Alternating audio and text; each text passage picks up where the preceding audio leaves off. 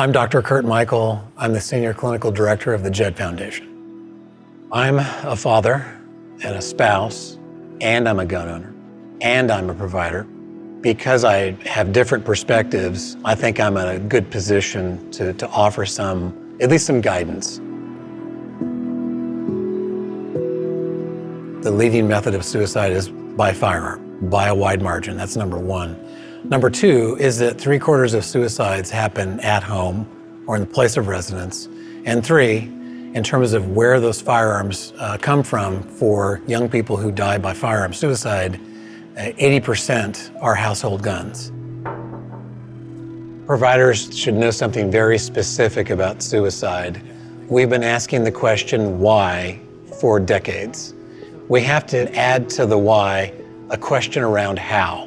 And because the question around how has been shown to be effective in preventing not only attempts, but ultimately death, you don't necessarily have to start by talking about firearms first. Maybe a softer approach would be to mention the importance of medication safety first, to warm them up to that conversation around firearms.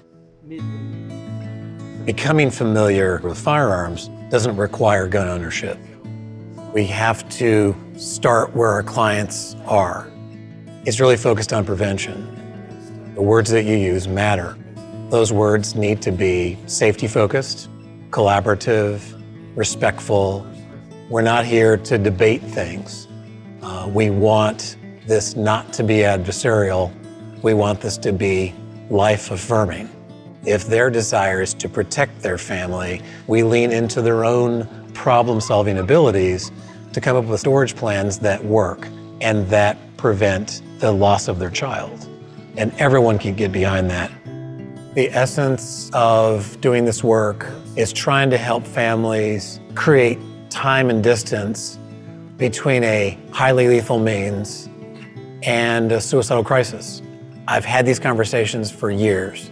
The conversations I have with families that lose children are, by a factor of 3, that much harder. And I would much prefer if we can focus our energy on what happens to prevent death as opposed to dealing with the consequences of death. Let's agree to prevent firearm death.